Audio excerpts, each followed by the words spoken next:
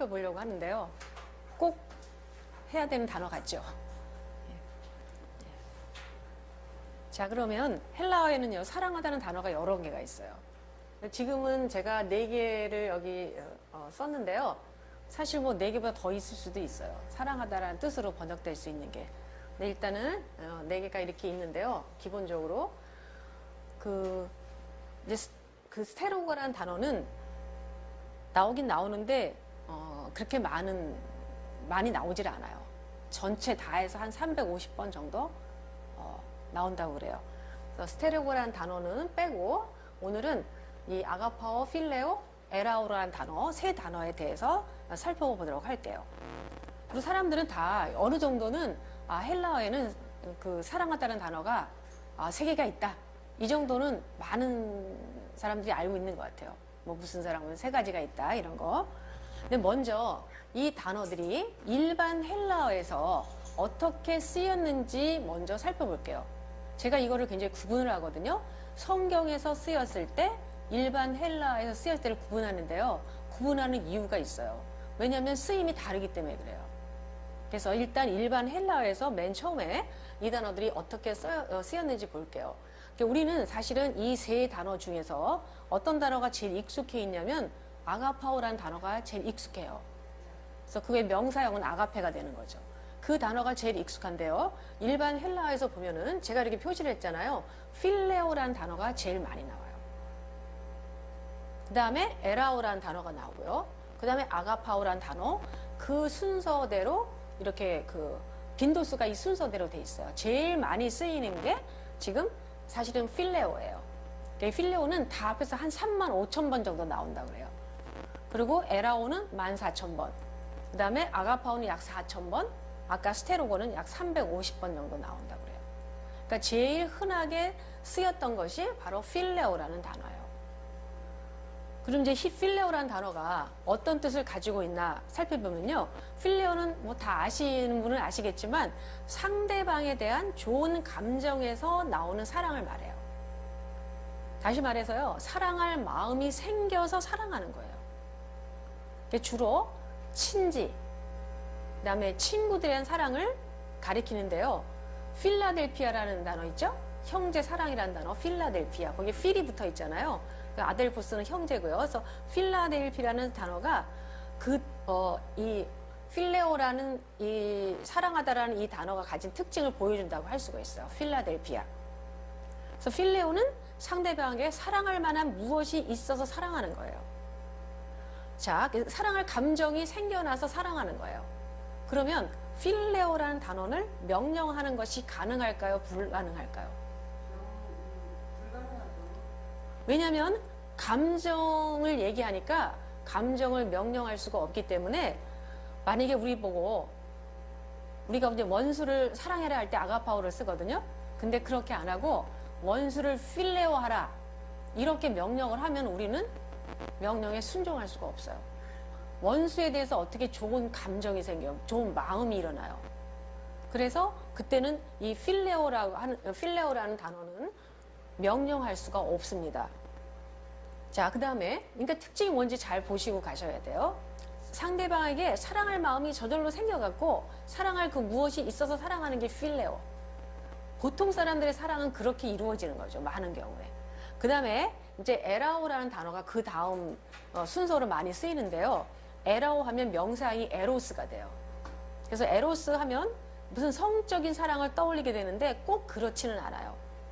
이 에라오의 특징은 뭐냐면 열정적인 사랑. 사랑의 대상이 있어요. 그 대상을 열렬하게 원하는 사랑. 사랑의 대상을 소유하고 쟁취하고 싶어하는 사랑을 에라오라고 표현해요.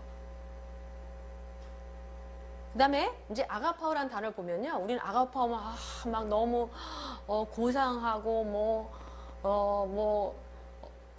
이런 두 단어하고는 차원이 다른 그러한 단어로 생각을 하지만 일반 헬라에서 쓰일 때는요. 이 두 단어에 비해서요. 별로 특징이 없는 그런 단어였어요. 색깔이 없는 단어예요. 주로 어떤 데 쓰이냐, 어떤 뜻으로 쓰이냐면 존중하다. 누구누구에게 만족하다. 친절하게 대하다. 이런 의미로 사용되었고요. 여기는 필레오나 에라오라는 동사에 그냥 동의어로 사용되기도 했어요.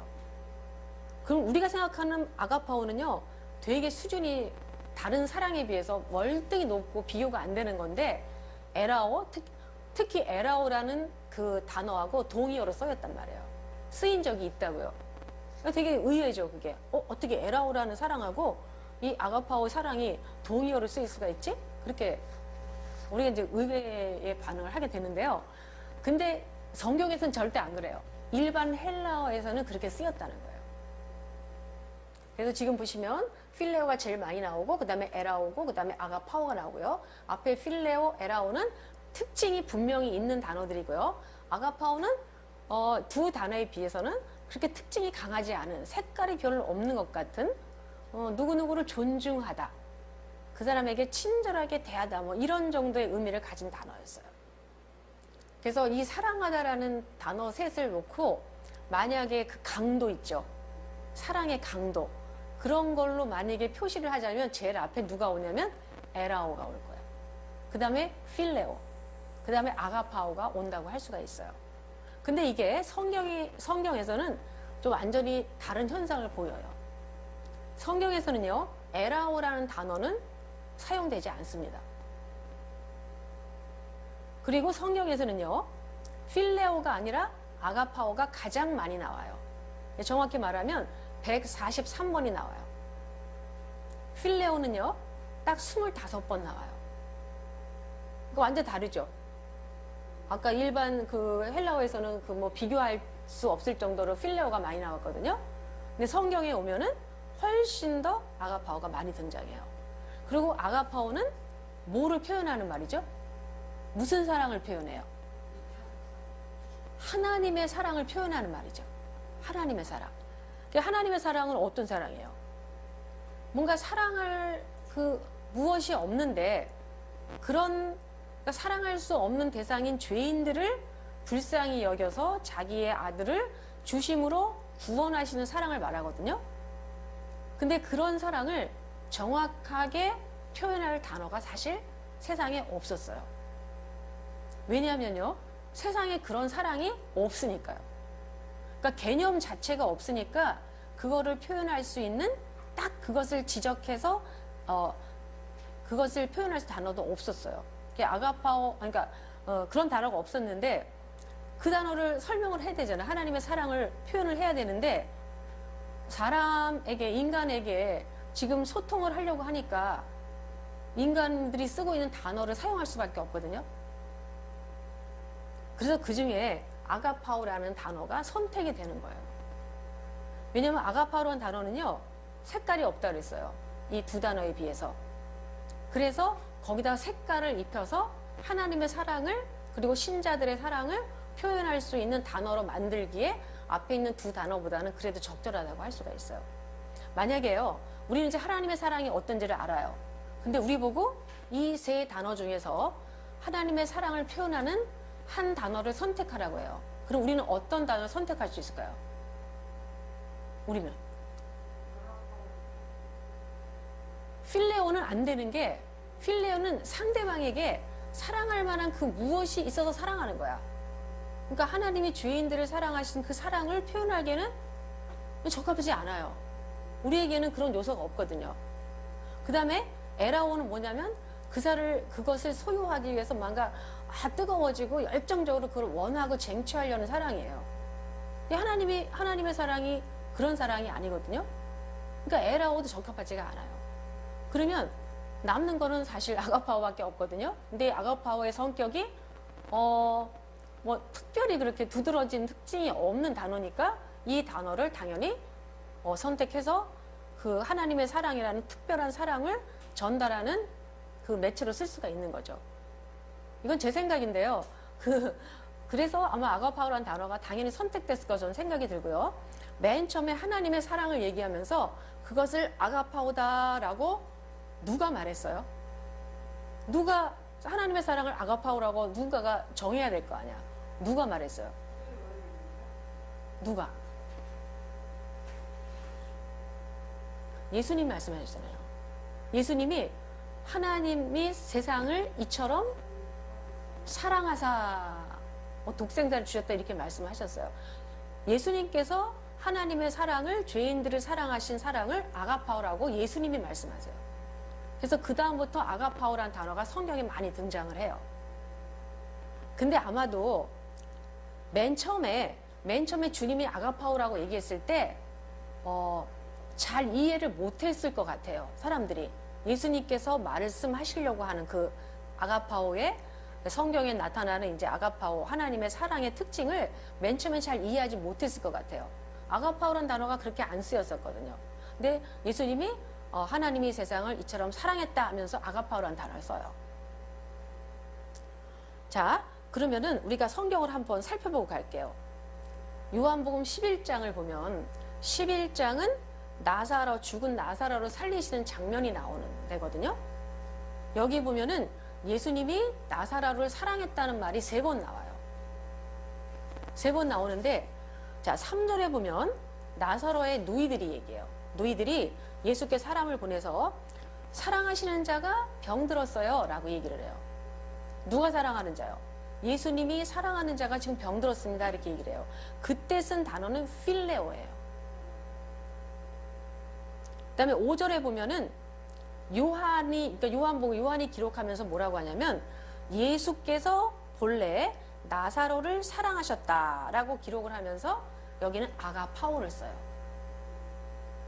그 다음에 36절에 보면은 예수께서 눈물을 흘리시는 걸 보고 유대인들이 예수께서 그를 얼마나 사랑하셨는가라고 말을 해요. 이때는 필레오를 써요. 똑같이 예수님이 나사로를 사랑하는 사랑을 얘기하면서 2번은 필레오로, 한 번은 아가파오로 나타나는 걸 볼 수가 있어요. 그래서 뭐 어떤 분들은 이게 동의어다 이렇게 얘기하기도 하는데 좀 자세히 살펴보면 좀 다른 점이 있어요. 앞에서 말한 거, 그러니까 나사로의 누이들도 예수님과 나사로의 관계를 필레오라고 했어요. 유대인들도 예수님과 나사로의 관계를 필레오라고 했어요. 그러면 필레오라는 사실 상호적인 거거든요. 그리고 나사로에게 뭔가 사랑할 만한 그것이 있어서 예수님이 친하게 지내고 사랑하고 애정을 보이셨던 거예요. 그렇게 보는 거예요, 사람들은. 근데 요한은 그걸 보고 뭐라고 하냐면 아가파오라고 기록을 해요. 근데 맨 처음에 그런 상황이 있었을 때 요한이 이 사랑은 지금 예수님께서 나사로를 사랑하신 것은 아가파오야 이렇게 알지 못했을 것 같아요. 나중에 그러지 않았을 것이고, 그래서 요한이 기록하면서는 예수께서 나사로를 사랑하셨다 할 때 아가파오를 쓰는 걸 볼 수가 있어요. 그래서 그때 보통 사람들의 그 시선과 그 다음에 성경을 기록한 그 요한의 시선이 조금 다른 걸 볼 수가 있어요. 그 다음에 또 하나 볼게요. 아주 유명한 장면인데요. 이게 아가파오하고 그 필레오면은 항상 그 나오는 게 뭐냐면 요한복음 21장 베드로 장면이라고 하는데, 베드로 장면. 요한복음 마지막 부분이잖아요. 그 베드로에게 주님이 나를 사랑하냐 이렇게 물으시는 장면. 그래서 베드로가 아주 주눅이 들죠, 그 질문 때문에. 그래서 예수님 뭐라고 물어보냐면 나를 사랑하니? 아가파오로 물어봐요. 그랬더니 베드로가 내가 주님을 필레오합니다 라고 대답을 해요. 그랬더니 또 주님이 뭐라고 하냐면 네가 나를 아가파오하니? 이렇게 물어봐요. 그랬더니 베드로가 뭐냐면 주님 나 필레오 하는 거 아시잖아요 이렇게 얘기를 해요. 그러니까 3번째 마지막 질문에 가서 주님이 네가 나를 필레오 하니? 그러면 내 양을 먹이라 이렇게 얘기를 해요. 그래서 여기서 예수님은 아가파오를 2번 쓰시고요. 맨 마지막에 필레오를 쓰시고, 베드로는 지금 줄창 필레오만 씁니다. 근데 생각해 봤어요. 예수님이 너 나를 아가파오하니? 그렇게 물어봤을 때 베드로는 약간 거리감을 느꼈을 수도 있어. 거리감. 사랑을 하긴 하는데 자기는 어떻게 한다고 그래요? 나 주님 필레오해요 라고 얘기하는데 또 주님 또 얘기해요. 나를 아가파오하니 하니까 그 3번째 가서는 뭐라고 그러냐면 질문을 똑같이 하기도 하셨지만 아마 그런 것도 있을 것 같아요. 베드로가 주눅이 들고 근심해서 대답했다고 그랬어요. 왜 주님 이렇게 물어보시지? 그래서 아가파오라는 단어가 가지고 있는 그 어감이 달랐기 때문에 베드로는 자꾸 아가파오라고 부르는데도 아가파오라고 안 나 주님 필레오예요, 필레오예요 이렇게 대답을 해요. 근데 맨 나중에 이제 주님이 이제 그래 나를 필레오 하니 내 양을 먹이를 이렇게 얘기하는데 그때는 보면은 예수님이 어떻게 보면 베드로에게 눈높이를 맞췄다고 할 수도 있어요. 근데 거기서 조금 생각해 볼 게 뭐냐면 그러면은 예수님은 지금 아가파오를 자꾸 주장하고 싶은데 베드로가 자꾸 필레오라고 얘기하니까 에이 그래 그냥 필레오라고 해주지 라고 했을까? 왜 우리가 알고 있잖아요. 하나님과 인간 사이의 사랑을 아가파오라고 하더라. 이건 이제 알고 있거든요. 그게 보면 왜 마지막에 아가파오라고 계속 안 하시고 필레오라고 했을까? 이런 이제 생각이 들어요. 맨날 베드로가 자꾸 그러니까 그냥 아예 그냥 포기하셨나? 베드로 때문에? 그런데 또 하나 생각해 보냐면 대개 하나님의 사랑을 아가파오라고 대부분 아가파오라고 얘기하고요. 신자들이 하나님을 사랑한 것도 아가파오라고 얘기해요. 그래서 뭐라고 하냐면 형제들끼리도 어떻게 하냐면 아가파오 하라고 얘기하거든요. 근데 요한복음 16장 27절을 보면요. 하나님의 사랑, 사람들이 하나님에 대한 사랑을 필레오라고 한 부분이 나와요. 바로 그게 16장 27절인데요. 요한복음 16장 27절인데요. 이는 너희가 나를 사랑하고 또 내가 하나님께로부터 온 줄 믿었으므로 아버지께서 친히 너희를 사랑하심이라 이렇게 돼 있어요. 여기 사랑이라는 얘기는요. 너희가 나를 사랑했다는 것도 필레오. 하나님이 여호와께서 아버지께서 너희를 사랑하셨다는 것도 필레오로 돼 있어요. 여기서 제자들이 주님을 필레오했다. 하나님이 제자들을 필레오하신다 이렇게 말하거든요. 그 우리가 이제 어떻게 보면은 아가파오라는 사랑은 굉장히 고상하고 무조건적이고 막 그런 사랑이고 필레오라는 사랑은 약간 계산이 된 사랑이고 뭐 수준이 좀 낮은 거로 생각하면 되게 이상해져요. 여기 보면은 하나님께서 세상을 사랑하셨다 할 때는 아가파오를 쓰지만 필레오를 쓸 수 있을까요? 없을까요? 하나님이 세상을 사랑하셨다 할 때 아가파오 대신에 필레오를 쓸 수 있을까요? 없을까요? 있을 수 있죠. 세상을 사랑했다. 세상. 하나님이 세상을 사랑했다 할 때 필레오를 쓸 수 있을까요? 없을까요? 필레오는 뭐라고 그랬어요? 사랑할 만한 조건이 돼서 사랑할 만해서 사랑하는 게 필레오라고 그랬어요. 그러면 하나님이 세상을 필레오 했다가는 쓰기 힘들 것 같아요. 그래서 아가파오 했다는 거는 이해가 돼요. 그런데 여기서는 세상을 얘기하는 게 아니라 제자들을 얘기해요. 제자들에 관해서는요, 하나님이 필레오 하신다고 얘기해요. 그래서 하나님이 우리를 아가파오 하신다는 적에 되게 감동을 해요. 와, 정말 내가 아무런 그런 사랑을 받을 만한 어떤 그런 게 없는데 나한테 하나님이 나를 이렇게 무조건적으로 사랑해 주시는구나. 굉장히 감사하죠.